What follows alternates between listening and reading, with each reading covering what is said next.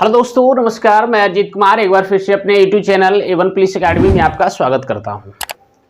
जैसा कि पिछला वीडियो में हमने झेलम नदी और चंबल नदी पर काफ़ी विस्तृत रूप से चर्चा किया था और उसमें हमने काफ़ी अच्छे ढंग से उस पर बने बांध का भी चर्चा किया। उस पर मतलब उसकी क्या विशेषता है, इस पर भी हमने चर्चा किया। और आज के वीडियो भी काफ़ी इम्पोर्टेंट होने वाला है। आज हम बिहार से संबंधित जो नदियाँ हैं उस पर चर्चा करने वाले हैं। तो बिहार से संबंधित नदियां में आपको लग रहा होगा सबसे पहले हम चर्चा करेंगे, क्योंकि बिहार का सबसे मूल नदी में एक तो गंगा है। गंगा के बाद यदि दूसरा कोई प्रमुख नदी है तो वो है गंडक, क्योंकि बिहार में तीन गो सबसे ज्यादा फेमस नदी है। पहला गंगा है, गंडक है और कोसी है। हमारी बात समझ में आ रही? अब गंगा, गंडक, कोसी, तो इन सभी पर हम धीरे धीरे करके एकाएक की चर्चा करेंगे। चलिए तो इसकी शुरुआत करते हैं। देखिएगा, सबसे पहला चीज आप हेडलाइन बना लीजिए गंडक नदी का। हम हेडलाइन यहां पे बना देते, काफी इंपॉर्टेंट है। गंडक नदी हो गया। चलिए अब देखिए, सबसे मूल चीज समझना होता है कहां से निकलती है और ये कहां जाकर गिरती है। देखिए, तो सबसे पहला चीज यही समझना होता है। तो हम आपको कुछ मैप बनाते हैं और मैप बनाने के बाद हम आपको समझाने का प्रयास करेंगे कि गंगा नदी कहां से निकलती है, सॉरी गंडक कहां से निकलती है और कहां गिर जाती है। देखिएगा, सबसे पहला प्रश्न है, जैसे हम यहां पे बनाते हैं, एक पर्वत है, इसका नाम है धौलगिरी पर्वत। धौलगिरी, ठीक है। इसी धौलगिरी पर्वत से निकलती है गंडक नदी। और ये प्रश्न पूछेगा कि धौलगिरी पर्वत कहां है। दूसरा ये भी है, तो बउआ ये धौलगिरी पर्वत है नेपाल में। एकदम एक एक बात को एकदम ढंग से समझते चलिए, हम एक एक प्रश्न को समझाते चलेंगे, ठीक है। देखिए, तो इसमें भी यदि नहीं रहेगा तो लिखल रहेगा इसमें जो बउआ इस पर्वत में एक हिमानी है। इस हिमानी का नाम है बउआ हिमाल नूबीन। हिमाल नूबीन, ठीक है। अब देखिए, इस हिमाल नूबीन से दो धाराएं निकलती है, समझिएगा, जिसमें से एक का नाम है काली गंडक और दूसरा का नाम है त्रिशूली। ध्यान रखना, यहां मिला देते हैं।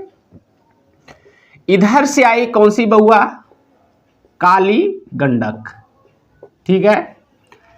इधर से जो आई इसका नाम है त्रिशूली गंगा। त्रिशूली गंगा, ठीक है।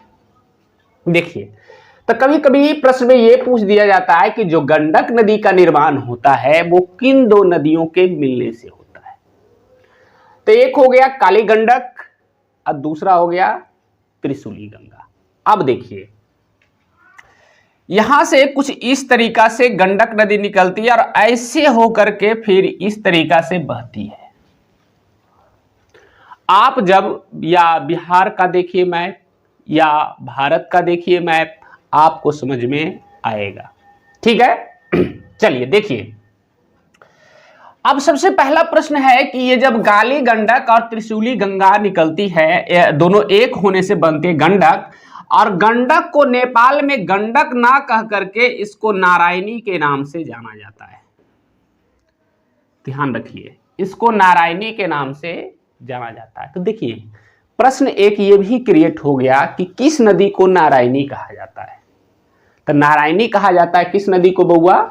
गंडक नदी को। समझ में आ रहा है? एकदम आराम आराम से पढ़ा रहे हैं, समझ जाइएगा। देखिए, अब यहां से ये नारायणी होकर बहते हुए आती है। आप देखिएगा कि ये जहां से इस तरीका से मुड़ती है, ये स्थान का नाम है बगहा। ध्यान रखिए, इस स्थान का नाम है बगहा, ठीक है।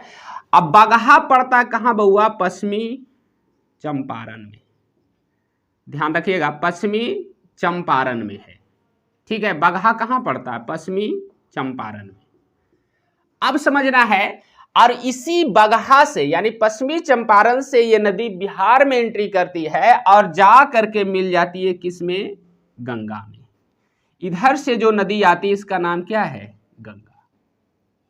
ठीक है, अब आपसे प्रश्न पूछेगा कि गंगा में कहां मिलती है?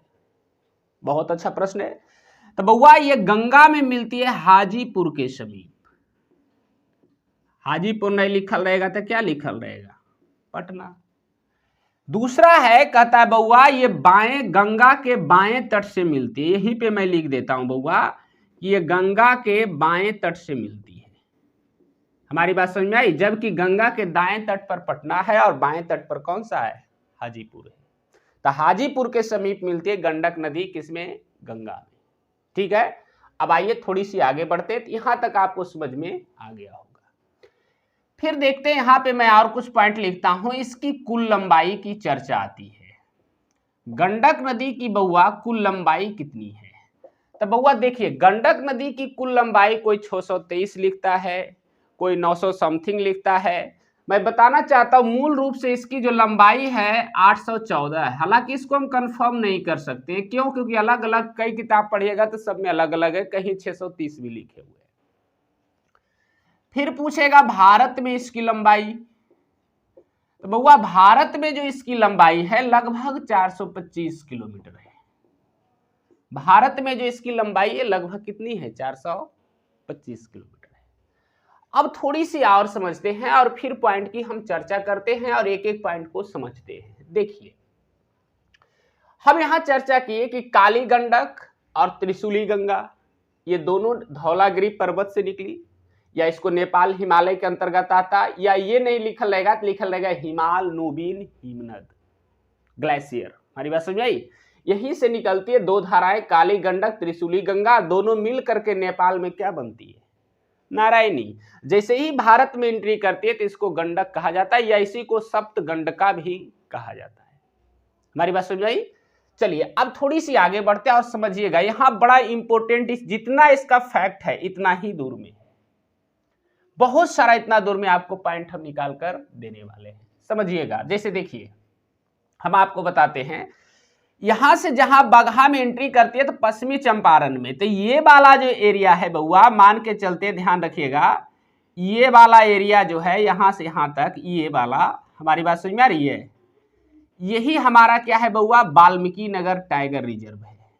ध्यान रखिएगा, ये हमारा क्या है? Valmiki Nagar tiger reserve. Valmiki Nagar tiger reserve, ध्यान रखिए, क्योंकि बिहार में यही एकमात्र टाइगर रिजर्व है, वाल्मीकि नगर टाइगर रिजर्व। तो कई बार ये प्रश्न पूछ लिया जाता है कि वाल्मीकि नगर टाइगर रिजर्व किस नदी के किनारे है? तो गंडक नदी के किनारे है। हमारी बात समझ में आ रही है? तो ये देखिए, वाल्मीकि नगर टाइगर रिजर्व गंडक नदी के किनारे है। तो देखिए, हमने इसको इस तरीका से इंडिकेशन दे के लिखा कि यही हमारा क्या है? वाल्मीकि नगर टाइगर रिजर्व है। और इसी से सटा हुआ, इसको यहां तक लेते हैं, और इसी से सटा हुआ नेपाल क्षेत्र में, यानी ये वाला एरिया में आते हैं। ध्यान रखिएगा, ये वाला एरिया में भी एक बउआ उद्यान है। ध्यान रखिएगा, इस उद्यान का नाम है चितवन राष्ट्रीय उद्यान। चितवन राष्ट्रीय उद्यान। ध्यान दीजिए, राष्ट्रीय उद्यान। बड़ा अच्छा सा यहां से ये प्रश्न निकलता है। पहला तो बउआ यदि पूछ दे कि चितवन राष्ट्रीय उद्यान कहाँ है? नेपाल में। ध्यान रखिएगा, चितवन राष्ट्रीय उद्यान कहाँ है? नेपाल में। और वाल्मीकि नगर टाइगर रिजर्व कहाँ है? पश्चिमी चंपारण यानी बिहार में। और ये दोनों एक दूसरे से क्या है? सटा हुआ है, और इसी के बीच से निकलती है कौन सी नदी? गंडक नदी। हमारी बात समझ में आई? तो देखो, चितवन राष्ट्रीय उद्यान भी हो गया गंडक नदी के तट पर, ठीक है ने, और वाल्मीकि नगर टाइगर रिजर्व भी हो गया किस नदी के तट पर? गंडक नदी के तट पर। हमारी बात समझ में आ रही है? चलिए अब यहां से और भी एक बताते हैं कि इसी गंडक नदी, ध्यान रखिएगा, इसी पर एक और चर्चा करते हैं। ध्यान रखिएगा, इसी गंडक नदी से एक नहर निकलती है, यहीं से शायद निकलती है, ठीक है, यहीं से एक नहर निकलती है जिसका नाम है त्रिवेणी नहर। ध्यान रखिएगा, जिसका नाम है त्रिवेणी नहर। ये दोनों प्रश्न बहुत बार, जैसे आप हाल ही में आप 2-3 गो बीपीएससी का एग्जाम का आप क्वेश्चन बैंक निकाल कर देखिए तो क्या पूछा गया। क्वेश्चन पूछा है कि बिहार के वाल्मीकि नगर टाइगर रिजर्व से सटा हुआ नेपाल में कौन सा राष्ट्रीय उद्यान है, ये प्रश्न पूछा था।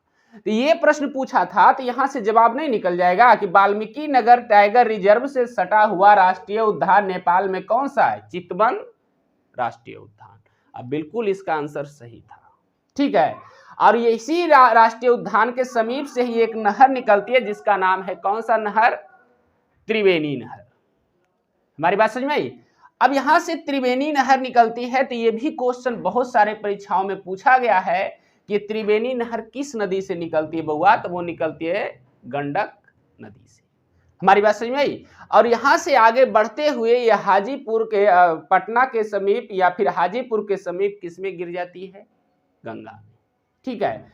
और भी आते हैं यहीं पे, देखिए फिर इसी पर आते हैं, इसी के आसपास पश्चिमी चंपारण वाला एरिया में, मान लेते हैं कि इसको हम यहाँ इंडिकेशन डाल रहे हैं, ध्यान दीजिएगा, इसी पर डाल रहे हैं।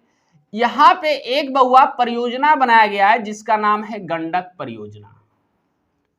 ध्यान रखिएगा, जिसका नाम क्या है, गंडक परियोजना। लेकिन बउआ देखो, ये यदि पूछ देगा गंडक परियोजना किस नदी पर है, ये तो सामान्य सा क्वेश्चन हो गया कि गंडक परियोजना है तो गंडक नदी पर है, कोई भी मार देगा। लेकिन हम आपको बताना चाहते हैं, प्रश्न एमपीपीसीएस का आप क्वेश्चन निकालिए, वहां क्या पूछा गया है। वहां पूछा गया है कि गंडक परियोजना या फिर बिहार में बनाया गया गंडक परियोजना किन 2 राज्यों की परियोजना है, ये प्रश्न पूछा गया। तब बउआ देखो, अब गंडक परियोजना है तो जाहिर सी बात है यहीं से निकलती होगी त्रिवेणी नहर, ठीक है। अब देखिए ये गंडक परियोजना पूछेगा किसके परियोजना है, तो यदि राज्य पूछेगा तो सबसे पहले क्या हो जाएगा, बिहार। बिहार के बाद आएगा कौन सा बउआ, उत्तर प्रदेश, और एक और आता है नेपाल। लेकिन वहां जो क्वेश्चन पूछा था उसमें नेपाल की चर्चा नहीं किया था, वहां पूछा था किन 2 राज्यों की संयुक्त परियोजना है। तो हम बताना चाहते हैं राज्य पूछेगा तो गंडक परियोजना बिहार और उत्तर प्रदेश की संयुक्त परियोजना है, लेकिन और सब मिलाकर पूछे तो बिहार, उत्तर प्रदेश और नेपाल की संयुक्त परियोजना है। कौन सी परियोजना, गंडक परियोजना। हमारी बात समझ में आ रही है। चलिए, तो ये पॉइंट आप उम्मीद है समझ गए होंगे। अब इसकी कुछ और विशेषताएं हैं, विशेषताएं में क्या है बताते हैं।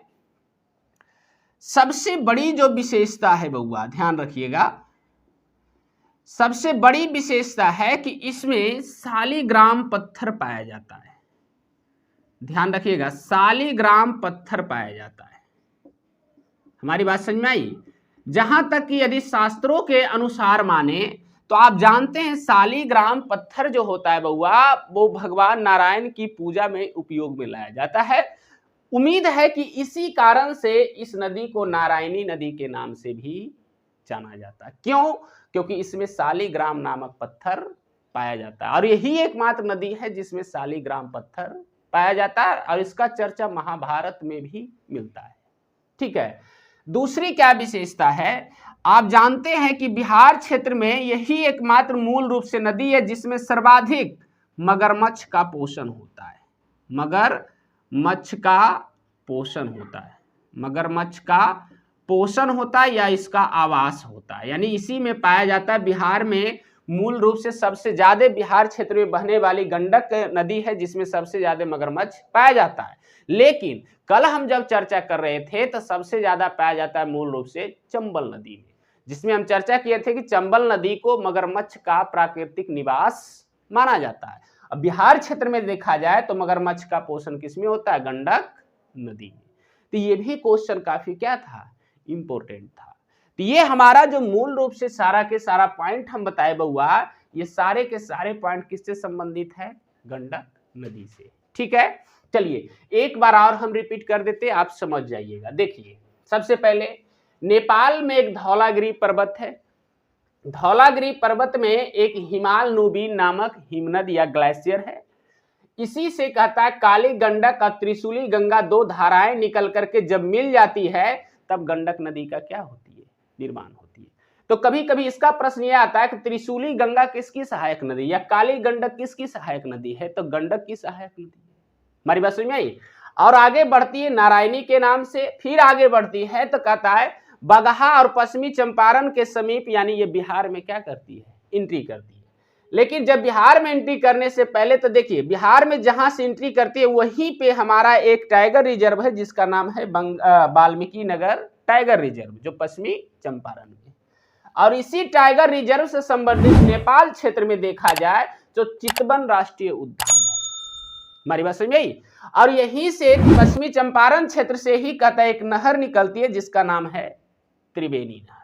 और इसी पश्चिमी चंपारण के क्षेत्र में एक और परियोजना भी है जिसका नाम है गंडक परियोजना। और गंडक परियोजना बिहार, उत्तर प्रदेश और नेपाल की संयुक्त परियोजना है। ठीक है, हमने बताया कि इसकी जो मूल रूप से विशेषता है कि इसमें शालिग्राम पत्थर पाया जाता है। दूसरी विशेषता है कि इसमें मगरमच्छ का क्या होता है, पोषण होता है। लंबाई कंफर्म नहीं है लेकिन फिर भी जो हमने पढ़ा है उसके अकॉर्डिंग बता रहे, कुल लंबाई 814 है, भारत में इसकी लगभग 425 किलोमीटर है। हमारी बात समझ में आई। चलिए, तो ये बहुत अच्छा पॉइंट था गंडक नदी से संबंधित। आप जल्दी सुना हेडलाइन बनाइए और इसको डिस्क्रिप्टिव रूप में आप इसको नोट कीजिए। ठीक है, चलिए हेडलाइन बना लिए। अब लिखिएगा गंडक नदी का उद्गम स्थल, गंडक नदी का उद्गम स्थल,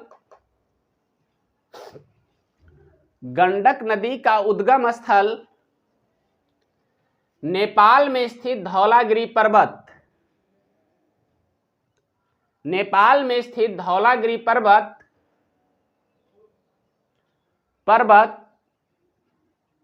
के अंतर्गत हिमाल नूबीन, पर्वत के अंतर्गत हिमाल नूबीन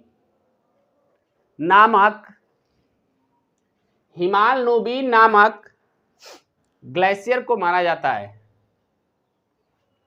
हिमाल नूबीन नामक ग्लेशियर को माना जाता है। हिमाल नूबीन नामक ग्लेशियर को माना जाता है। हो गया। अगला पॉइंट वो लिखिएगा, गंडक नदी का निर्माण, गंडक नदी का निर्माण काली गंडक, गंडक नदी का निर्माण काली गंडक और त्रिशूली गंगा, गंडक नदी का निर्माण काली गंडक और त्रिशूली गंगा नामक दो छोटी नदियों के मिलने से होती है।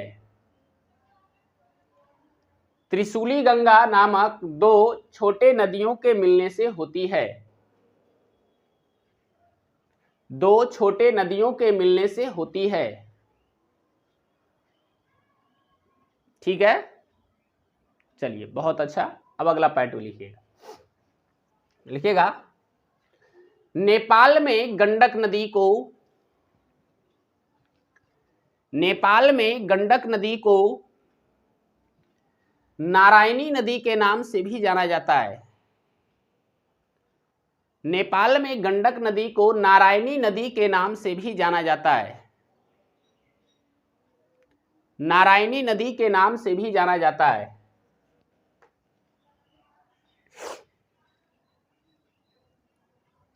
हो गया। अगला पॉइंट लिखिएगा, गंडक नदी बिहार में, गंडक नदी बिहार में पश्चिमी चंपारण जिले में, बिहार में पश्चिमी चंपारण जिले में बगहा के समीप प्रवेश करती है। बिहार में पश्चिमी चंपारण जिले में बगहा के समीप प्रवेश करती है, प्रवेश करती है। हो गया। अगला पॉइंट लिखिएगा पश्चिमी चंपारण में स्थित पश्चिमी चंपारण में स्थित बिहार का एकमात्र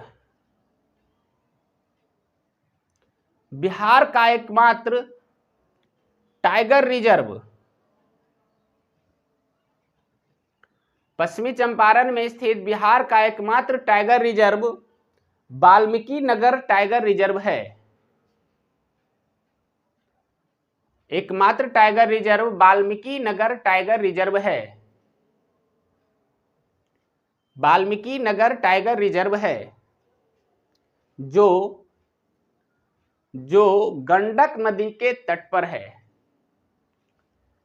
जो गंडक नदी के तट पर है। बहुत सारी किताब में भी लिखा हुआ है कि इसी रिजर्व से होकर बहती है गंडक नदी। चलिए हो गया। अब अगला पैटर्न लिखिए, देखिएगा, इसी वाल्मीकि नगर टाइगर रिजर्व, इसी वाल्मीकि नगर टाइगर रिजर्व से सटा हुआ, इसी वाल्मीकि नगर टाइगर रिजर्व से सटा हुआ नेपाल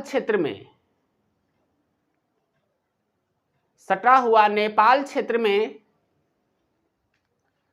चितवन राष्ट्रीय उद्यान है। चितवन राष्ट्रीय उद्यान है, सटा हुआ चितवन राष्ट्रीय उद्यान है। हो गया। चलिए बहुत अच्छा, अब आगे बढ़ते, लिखिएगा, इसी पश्चिमी चंपारण क्षेत्र से, इसी पश्चिमी चंपारण क्षेत्र में, ऐसे लिखिएगा, इसी पश्चिमी चंपारण क्षेत्र में गंडक नदी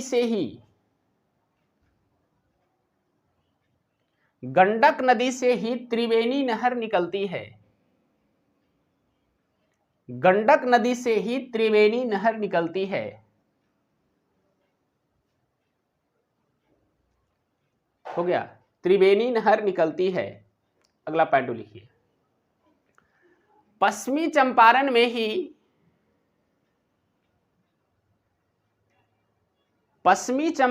ही गंडक नदी पर गंडक परियोजना का निर्माण किया गया है। गंडक परियोजना का निर्माण किया गया है जो बिहार उत्तर प्रदेश और नेपाल की संयुक्त परियोजना है।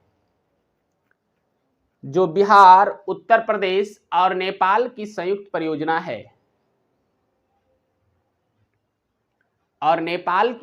परियोजना है। चलिए हो गया। अगला पॉइंट में आते, लिखिएगा, लंबाई लिखा है कि नहीं, लिखिएगा, गंडक नदी की सबसे बड़ी विशेषता यह है कि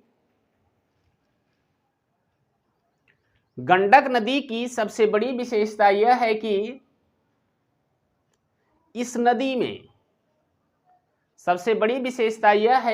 नदी में शालिग्राम नामक पत्थर पाया जाता है। शालिग्राम नामक पत्थर पाया जाता है।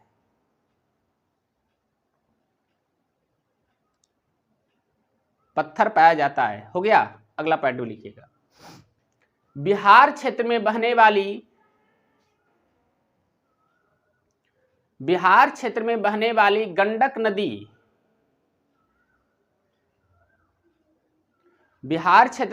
वाली गंडक नदी में मगरमच्छ का भी पोषण किया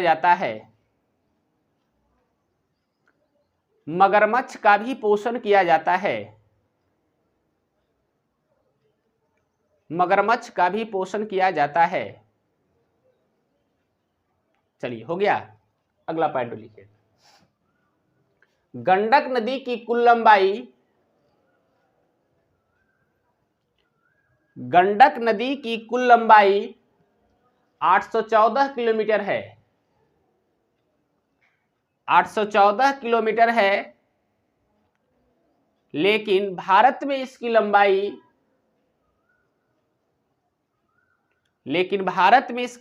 लगभग 425 किलोमीटर है। लेकिन भारत में इसकी लंबाई लगभग 425 किलोमीटर है। हो गया। अगला पॉइंट में लिखिएगा, ठीक है। गंडक नदी हाजीपुर के समीप, गंडक नदी हाजीपुर के समीप गंगा नदी में, ब्रैकेट में लिखिएगा बाएं तट से, हाजीपुर के समीप गंगा नदी में, ब्रैकेट में लिखिएगा बाएं तट से, गंगा नदी में मिल जाती है, गंगा नदी में मिल जाती है। चलिए, हो गया। तो उम्मीद करते हैं कि आप गंडक नदी को अच्छे ढंग से समझ गए होंगे। हमने समझाने का ठीक ढंग से प्रयास किया और जो मूल कंटेंट बनता है उन सभी को हमने निकालने का अच्छे ढंग से प्रयास किया। ठीक है, चलिए तो हम इसको अब मिटा देते हैं और फिर आगे से हम आपको समझाने का अगले नदी के तरफ बढ़ते हैं जिसका नाम है सोन। और सोन नदी भी काफी इंपॉर्टेंट टॉपिक है और उस पर भी हम एक एक पॉइंट करके चर्चा करेंगे और विस्तृत रूप से हम पढ़ाने का उसको भी प्रयास करेंगे। ठीक है, चलिए तो हम इसको मिटा देते हैं और अगले नदी की तरफ बढ़ते हैं और धीरे धीरे करके उसका भी हम सारे कंटेंट निकाल लेंगे। आप भी कोशिश कीजिए कि एक नहीं, यदि आप सिर्फ डिस्क्रिप्टिव अभी बना रहे हैं तो भी हम आपको बताना चाहते हैं, आप क्या कीजिए, वो छोटा आपका प्लेन कॉपी लाइए जिसको सादा कॉपी कहा जाता है और उस पर नदी का केवल फिगर बनाइए।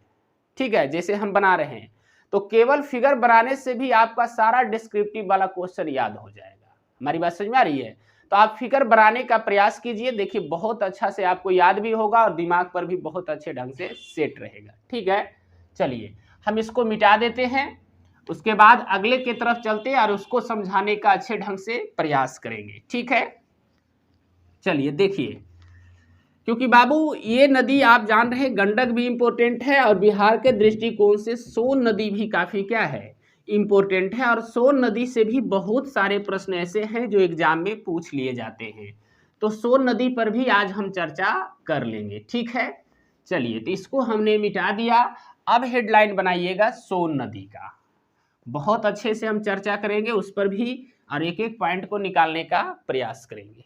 चलिए देखिए, सोन नदी हेडलाइन में बनाइएगा, सोन नदी, सोन नदी, सोन नदी बहुत इंपॉर्टेंट ये भी टॉपिक है, इस पर भी थोड़ा गौर से ध्यान दीजिएगा और समझने का प्रयास कीजिएगा। देखिए अभी हमने निकाया वो धौलगिरी पर्वत से निकल रहा था, कुछ इस तरीका से बह रहा था, लेकिन सोन नदी वैसे नहीं बहती है। सोन कैसे बहती है, सबसे पहले ये देखते हैं इसका उद्गम स्थल क्या है। ध्यान रखिएगा, इसका उद्गम स्थल देखो यहाँ पे मैं बना रहा हूं, कुछ इस तरीका से होगा। यही हमारा चोटी है, आप जानते हैं मैकाल पर्वत है। मैकाल पर्वत की सबसे ऊपरी चोटी का नाम है अमरकंटक। ध्यान रखिएगा, अमरकंटक। आप जान रहे हैं अमरकंटक से 3 नदियां निकलती है, सोन निकलती है, महानदी निकलती है और नर्मदा निकलती है। ये तीनों निकलती है अमरकंटक से। और अमरकंटक मूल रूप से कहाँ है बउआ, छत्तीसगढ़ में है।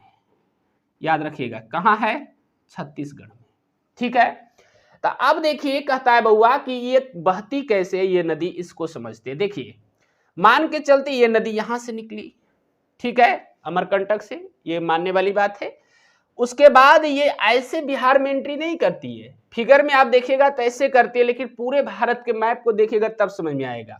जैसे ही अमरकंटक से निकलते के साथ छत्तीसगढ़ में तो बहुत कम बहती है, नाम मात्र के, जबकि निकलती है छत्तीसगढ़ से।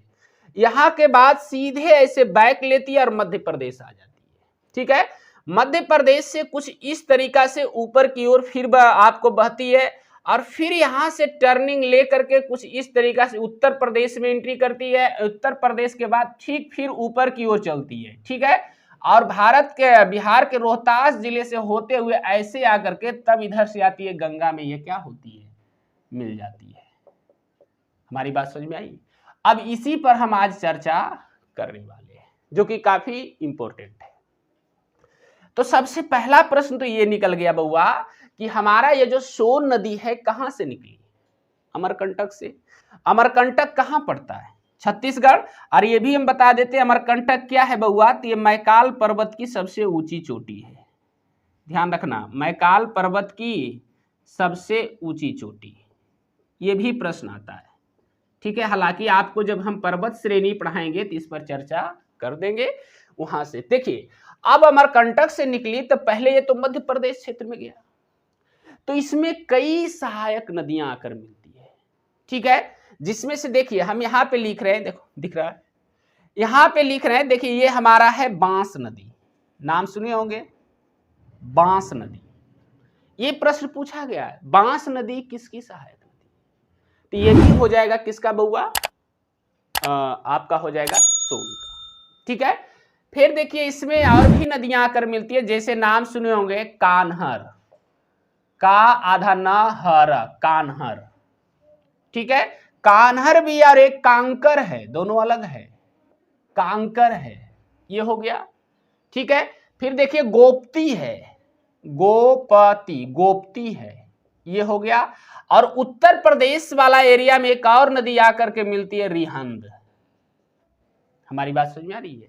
और जैसे ही यहां से ये ऐसे बहती है, यहां पे इसको थोड़ा प्लेन ऐसे कर देते, और यहां से ये वाला एरिया जो है बउआ हमारा रोहतास में आकर के, सबसे पहले आपका प्रश्न आता है कि जो सोन नदी बिहार के किस जिले में एंट्री करती है? तो रोहतास। और रोहतास नहीं लिखल रहेगा तो लिखल रहेगा क्या बउआ, सासाराम।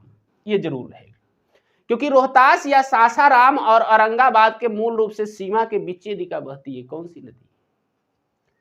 अब देखिए यहां से प्रश्न हो गया, अब यहां से बहती हुई ये नदी आ गई कहां? पटना के समीप। हमारी बात समझ में आई। और पटना के समीप ये किसमें मिल गई? गंगा में, ठीक है। तो देखो हमने जब उस समय गंडक पढ़ा रहा था बउआ, तो गंडक ऊपर से आकर मिल रही थी बाएं से, और सोन नदी नीचे से मिल रही है दाएं से। इस पॉइंट पर आपको ध्यान देने की जरूरत है।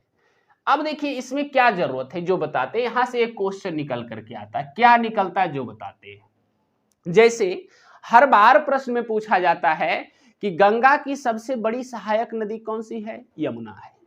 ये कॉमन क्वेश्चन है। लेकिन यही क्वेश्चन में पूछ दे कि गंगा में दक्षिण की ओर से आकर मिलने वाली सबसे बड़ी नदी कौन सी है, तब सोन हो जाएगा। इस पॉइंट पे आप जरूर ध्यान दीजिए। तो हम यहां लिख रहे हैं दाहिने, ये लिख सकते हैं दाहिने या नीचे की ओर से, ये भी प्रश्न आता है, दाहिने या नीचे की ओर से गंगा की सबसे बड़ी सहायक नदी, गंगा की सबसे बड़ी सहायक नदी। ये प्रश्न अच्छा है, सबसे बड़ी सहायक नदी कौन सी है बउआ? तो हो जाएगा सोन नदी। हमारी बात समझ में आई? चलिए, तो ये पॉइंट हो गया। इसमें यदि कुल लंबाई लगभग पूछ दे बउआ, इसकी कुल लंबाई लगभग कितनी है? ध्यान रखिएगा, इसकी कुल लंबाई लगभग 780 किलोमीटर है। कितना है? 780 किलोमीटर है। अब आइए क्वेश्चन और निकालते हैं। अब फिर शुरू करते हैं यहां से। देखिए आपको हम बताना चाहते हैं बउआ कि जहां पे आपका मध्य प्रदेश वाला एरिया में जाता है सोन नदी, तो सोन नदी पर एक बहुत बड़ा बांध है, ठीक है, और ये मध्य प्रदेश में है। इस बांध का नाम है बाणसागर बांध, बाणसागर बांध। ये भी क्वेश्चन बहुत बार पूछा गया है कि बाणसागर बांध किस नदी पर है? तो सोन नदी पर है ना। इसके बाद फिर आगे बढ़ते हैं, तो यहां से बढ़ते हुए रोहतास क्षेत्र में आता है, और रोहतास क्षेत्र में भी एक बहुत बड़ा बैराज का निर्माण किया गया है। इस बैराज का नाम है इंद्रपुरी बैराज। ध्यान रखिएगा, इंद्रपुरी बैराज। तो देखिए दो प्रश्न यहां से निकल करके आया कि सोन नदी पर इंद्रपुरी बैराज रोहतास जिले में बनाया गया, या कभी डायरेक्ट पूछता है कि बिहार में इंद्रपुरी बैराज किस नदी पर है? तो सोन नदी पर है, ठीक है। एक आता है प्रश्न बाणसागर बांध किस नदी पर है? तो सोन नदी पर है। और बाणसागर बांध कहां है? मध्य प्रदेश में। यानी कि ये जो हमारा सोन नदी है बउआ, पहले निकलती भले है छत्तीसगढ़ के अमरकंटक से, और उसके बाद कहता है कि ये मध्य प्रदेश, अब से फिर उत्तर प्रदेश, तब जाकर के बिहार में क्या करती है, कुछ इस तरीका से घूम के एंट्री करती है। आपको यदि इसको समझना है तो गौर से पहले अमरकंटक वाला पॉइंट को ढूंढ लीजिए, और वहां से देखिए सोन नदी का इंडिकेशन दिया हुआ रहेगा ब्लू कलर में, ठीक है, उसको आप गौर से देखिएगा, तब समझ में आएगा कि कैसे कैसे बहती है, ठीक है। तो देखिए इंद्रपुरी बैराज का निर्माण भी किस पर किया गया है, आपको सोन नदी पर। हमारी बात समझ में आ रही है? चलिए अब यहां से देखिए और भी कुछ प्रश्न बन सकता है, तो हम बनाने का कोशिश करेंगे। हाँ, यहीं से एक नहर भी निकलती है जो औरंगाबाद गया क्षेत्र में ये सब में सिंचाई का काम करती है, उस नहर का नाम है सोन नहर। सोन नहर है ना, इसी से निकलती है कौन सी नहर, सोन नहर। यानी सोन नहर किससे निकली, तो सोन नदी से। इसमें एक और हमने प्रश्न देखा, उस पर आपको विचार करने योग्य बात है। प्रश्न में लिखा हुआ है कि सोन नदी को सोन नाम क्यों पड़ा। हमारी बात समझ में आ रही है? ये अच्छा क्वेश्चन है, बस इसको समझने का फेर है। अब यहां से प्रश्न है सोन नदी को सोन नाम क्यों पड़ा, तो मैं बताता हूं। देखिए यहां पे हम नाम की भी चर्चा इसका दिया गया है, तो हम चर्चा कर लेते हैं नाम क्यों पड़ा, ठीक है। अब यहां से हम बताते क्यों पड़ा नाम। इसलिए सोन नदी का नाम सोन पड़ा बउआ, क्योंकि सोन नदी का जो रेत है, ध्यान रखना, सोन नदी का जो रेत है उसका कलर पूरा पीला टाइप का है, और पीला टाइप होने के कारण वो रेत कुछ इस तरीका से दिखता है कि जैसे लगता है कि वो सोने की तरह चमक रहा है। हमारी बात समझ आई? इसी कारण से इस नदी का नाम क्या रखा गया, सोन रखा गया। या कुछ किताब में यह भी लिखा हुआ है कि सोन नदी में सोने के कण पाए जाने के कारण उसको क्या कहा जाता है, सोन नदी। लेकिन हम जो पढ़े उसमें यही लिखा हुआ है कि इसमें जो रेत है, याद रखना, इस नदी में यानी सोन नदी का रेत, ध्यान रखिए, सोन नदी का रेत पीले रंग का है, ध्यान रखना, पीले रंग का है, जिससे कहता है यह सोने की तरह चमकता है, जिससे यह सोने की तरह चमकता है, सोने की तरह चमकता है। हमारी बात समझ में आई? और सोने की तरह चमकता है, इसी कारण से इसका नाम क्या पड़ा, सोन पड़ा। तो ये पॉइंट भी काफी अच्छा था। चलिए अब एक बार और हम इसकी चर्चा कर देते हैं। सोन नदी काफी अच्छा आपका पॉइंट है। देखिए सबसे पहले याद रखिए, मैकाल पर्वत की सबसे ऊंची चोटी अमरकंटक है, कहां पड़ता है, छत्तीसगढ़ में। इसी अमरकंटक से निकलती है कौन सी नदी, सोन नदी। आगे चल करके ये मध्य प्रदेश में एंट्री कर जाती है, और मध्य प्रदेश में ही इस पर बनाया गया कौन सा बांध, बाणसागर बांध। फिर देखिए इसकी सहायक नदियां पूछेगा तो बांस हो जाएगा, कान्हर हो जाएगा, कांकर हो जाएगा, गोपति हो जाएगा, रिहंद हो जाएगा। ये सब के सब किसकी सहायक नदियां हैं, सोन की, ठीक है। फिर हमने बताया कि ये सबसे पहले बिहार के किस जिले में एंट्री करती है, रोहतास में। रोहतास में ही इस पर एक बैराज बनाया गया जिसका नाम है इंद्रपुरी बैराज। इसी से कौन सी नहर निकलती है, सोन नहर। फिर देखिए ये कहता है पटना के समीप गंगा के दाहिने तट से ये गंगा में क्या होती है, मिल जाती है, ठीक है। तो बउआ दाहिने तट से कहता है गंगा में मिलने वाली गंगा की सबसे बड़ी सहायक नदी कौन सी हो जाती है, सोन। या कह सकते नीचे से मिलने वाली गंगा की सबसे बड़ी सहायक नदी कौन सी हो जाएगी, सोन, ठीक है। तो ये कुछ पॉइंट है जो काफी इंपॉर्टेंट था। आप ये सारे के सारे पॉइंट किससे संबंधित है, सोन नदी से, ठीक है। तो चलिए इसका पॉइंट बनाइए और लिखना शुरू कीजिए, पूरा अच्छे ढंग से डिस्क्रिप्टिव बनाइए, ठीक है। चलिए लिखिएगा, लिखिएगा, सोन नदी का उद्गम स्थल, सोन नदी का उद्गम स्थल अमरकंटक को माना जाता है, या अमरकंटक है, ऐसे लिखिए। सोन नदी का उद्गम स्थल अमरकंटक है, अमरकंटक है, हो गया। नीचे नोट बनाइए, नोट में लिखिएगा अमरकंटक छत्तीसगढ़ में, अमरकंटक छत्तीसगढ़ में मैकाल पर्वत की सबसे ऊंची चोटी है, मैकाल पर्वत की सबसे ऊंची चोटी है जिससे मैकाल पर्वत की सबसे ऊंची चोटी है जिससे सोन के अलावे नर्मदा और महानदी भी निकलती है। जिससे सोन के अलावे नर्मदा और महानदी भी निकलती है। सोन के अलावे नर्मदा और महानदी भी निकलती है।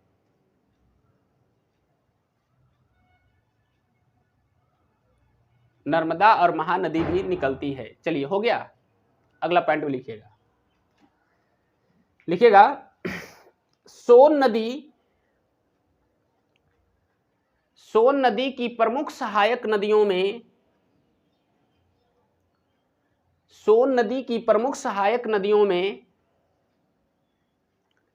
में बांस कॉमा दीजिए, कान्हर, का आधा न हर, कान्हर, फिर कॉमा दीजिए लिखिए कांकर, फिर कॉमा दीजिए लिखिए गोपत या गोपति तथा रिहंद है। चलिए हो गया। अब अगला पॉइंट लिखिएगा मध्य प्रदेश क्षेत्र में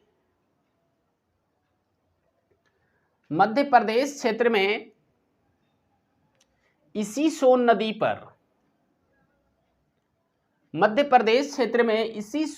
पर बाणसागर बांध का भी निर्माण किया गया है। बाणसागर बांध का भी निर्माण किया गया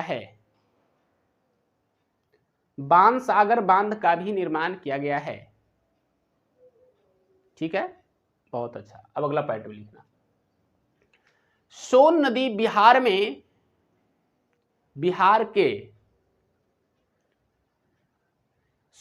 बिहार के रोहतास जिले के सासाराम के समीप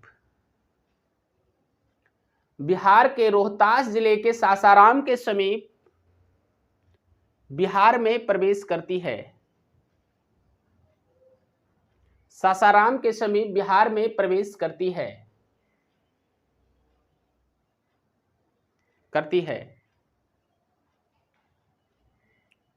हो गया। अगला पॉइंट लिखना रोहतास जिले में सोन नदी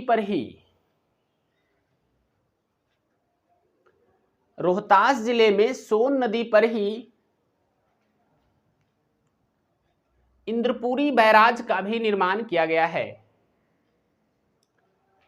सोन नदी पर भी इंद्रपुरी बैराज का निर्माण किया गया है।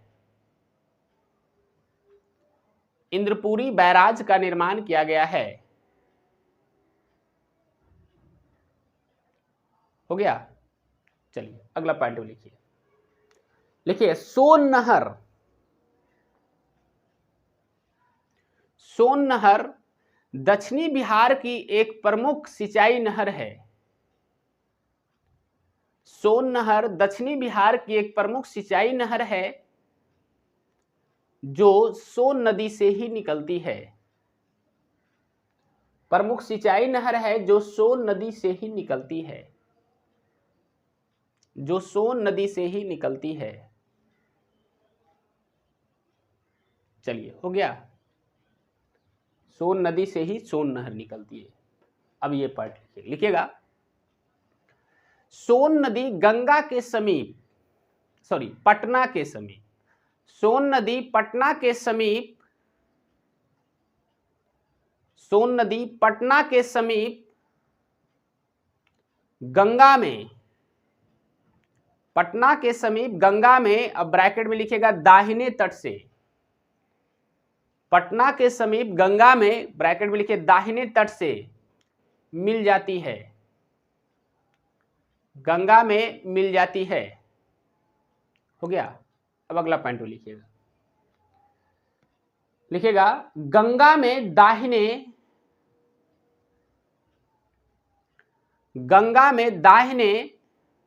या नीचे की ओर से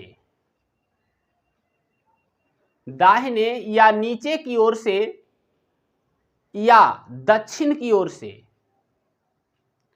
नीचे की ओर से या दक्षिण की ओर से मिलने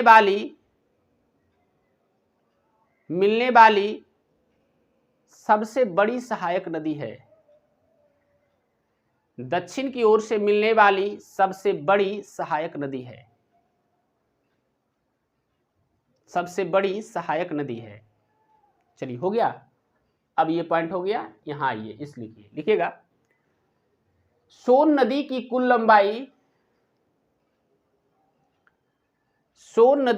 लंबाई लगभग 780 किलोमीटर है, लगभग 780 किलोमीटर है। हो गया। अब अगला पॉइंट में ये भी लिख लीजिए, लिखिएगा। सोन नदी का नाम सोन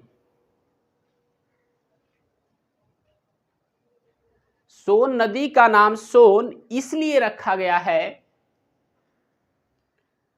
सोन नदी का नाम सोन इसलिए रखा गया है क्योंकि इस नदी का रेत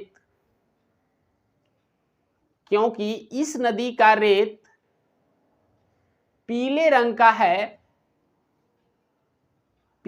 का है और यह सोने की तरह चमकता है। इस नदी का रेत पीले रंग का है और यह सोने की तरह चमकता है। ठीक है। अब आपको हर पॉइंट क्लियर हो गया, इसमें से कोई ऐसा पॉइंट नहीं रहा जो आपको हम नहीं बता पाए, तो सारे कंटेंट हमने क्लियर कर दिया। ठीक है। अब कुछ कंटेंट यदि रह गया तो उस पर भी हम चर्चा कर लेंगे। ठीक है। अब यहां से देखिए, तो आज हमने दो नदियों पर अच्छे ढंग से चर्चा किया, एक था गंडक और दूसरा था सोन, और ये दोनों नदियों का बिहार से संबंध रहता है। ठीक है। यदि आपको हमारा ये क्लास अच्छा लग रहा हो तो कुछ दोस्तों के साथ शेयर कीजिए और सब्सक्राइब जरूर कीजिए। तो मिलते हैं फिर नेक्स्ट वीडियो में, तब तक के लिए धन्यवाद।